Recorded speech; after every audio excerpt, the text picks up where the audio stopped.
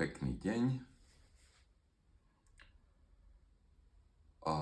Minule sme začali veľmi závažnú tému o archanieloch.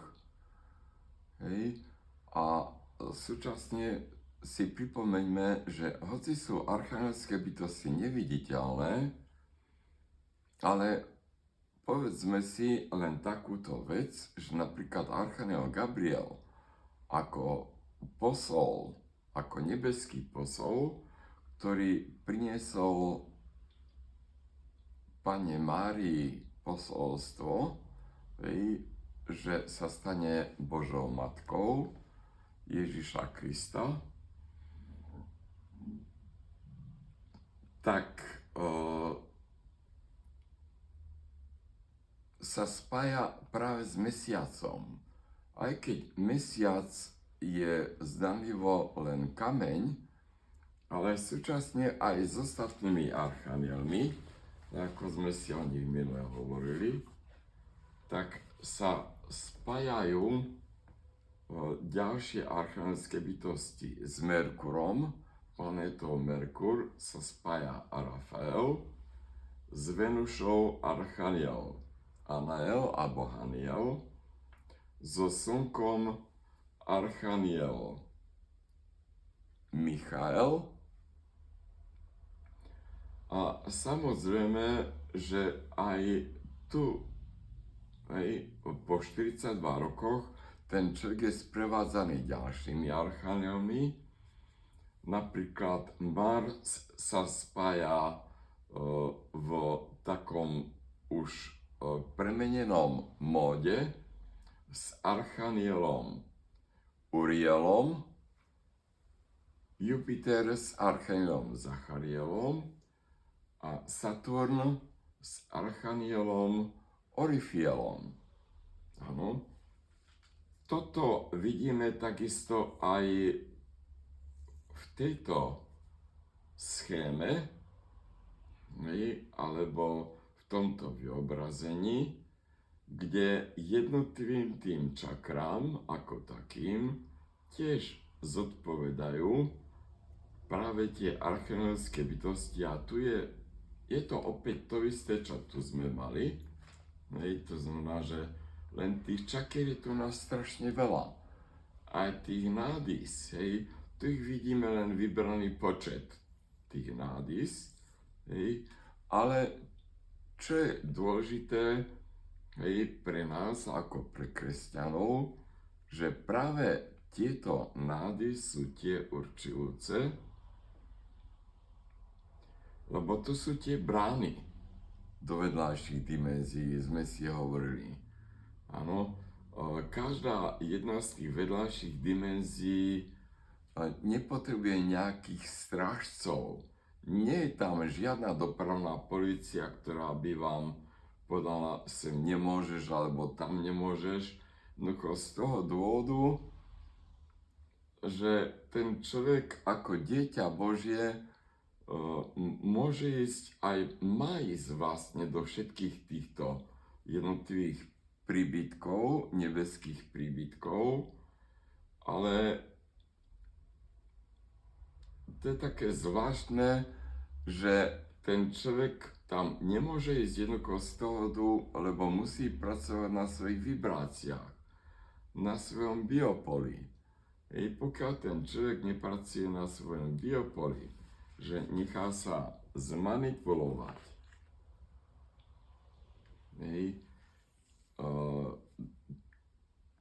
tými v odzovkách negatívnymi alebo tými pozlátkami, ktoré toho človeka sa napríklad, keď sa nechá omráčiť, že zarábať veľké peniaze, získať moc politickú alebo nejakú inačiu.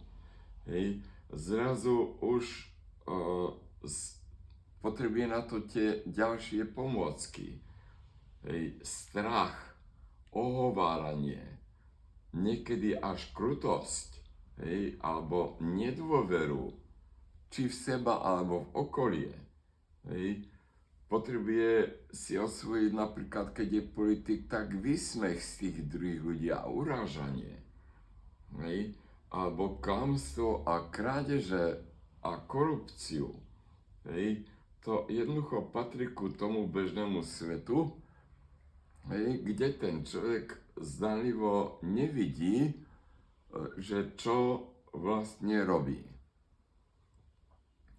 Len si pripomeniem, my sme si to už veľakrát hovorili, že všetky tieto udalosti behom života človeka, ktorý sem prichádza z vyšších dimenzií, hej, tak všetko sa nahráva na hrote srdiečka.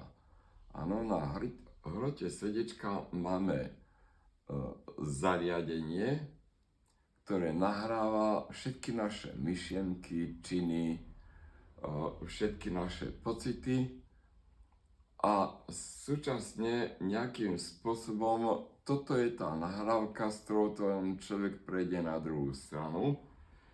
Jednak to je nahrávka, ktorá pomôže tomu človeku naplánovať si budúcu inkarnáciu.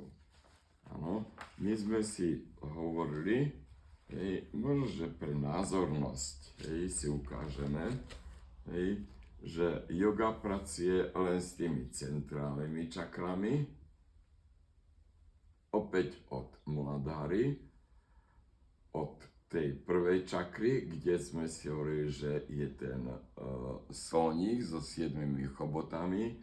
Každý ten chobot je vo farbe akoby výzva, vo farbe tých vyšších čakier, kde sme si už hovorili, ale pripomeňme si, prečo slon. Ten človek musí preukázať na tej svojej ceste do hora silu, odvahu, schopnosť poradiť si s prekážkami, áno, alebo aj možno, že prejsť cez ťažké terény, a pritom musí sa naučiť byť zdravý, byť v pohode, a mať stále dobrú náladu, samozrejme v dobrej spoločnosti. A pokiaľ len si pripomeňme, že ten človek ako taký si sám musí zvoliť, že čo chce, ktorým smerom chce ísť. Kde jednou z tých základných okolností a udalostí je v rámci modlitby, meditácie, samoštúdia možno,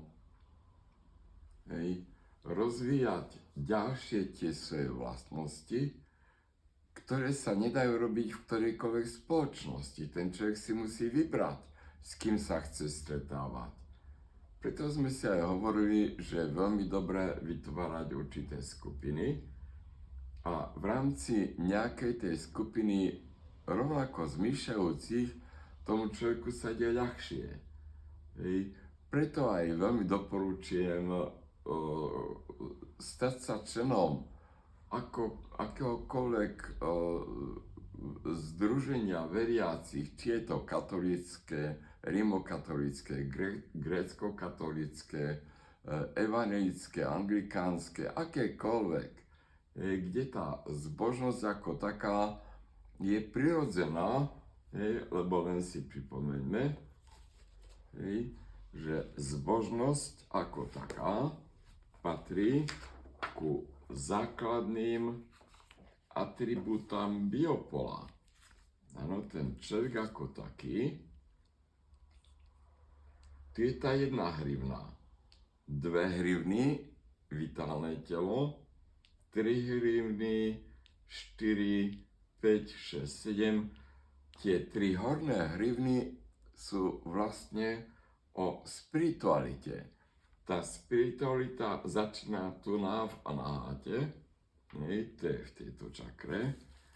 A my sme si už minule hovorili, že práve v anáhate je ten veľmi dôležitý symbol. Jednak toto je oblasť, kde ten človek vchádza do meditácie a všimnime si, že tam je ten trojuholník, my sme si ho nakreslili v zlatej farbe kde uprostred je kríž a zhora je ďalší trojuholník, ktorým vchádzajú tie nebeské impulzy. Takto prichádza zhora intuícia, dobré nápady, inšpirácia. Lebo všimnime si, že aj tu na ten pán, ktorý je tu na takto zakreslený, tak je slepý. On, žiaľ teda, to je problém už niekoľko storočí, že ľudia sem prichádzajú slepí a hluchí a práve aj preto ten človek tu v tejto tvrdej, ťažkej dimenzii môže získať aj také veľmi vzácne odmeny. Pripomenieme si, že v tých starých rozprávkach tie archanielské bytosti tu prichádzali ako veľmi vzácni rytieri, ako nejakí vojvodcovia. V tých rozprávkach tí ľudia sa obliekajú do bronzovej alebo do medenej zbroji. Áno, bronz a meď práve symbolizujú toho archaniela Anaela. Ten je tu.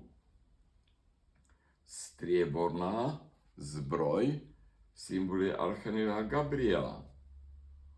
A zlatá zbroj symbolizuje archaniela Michaela.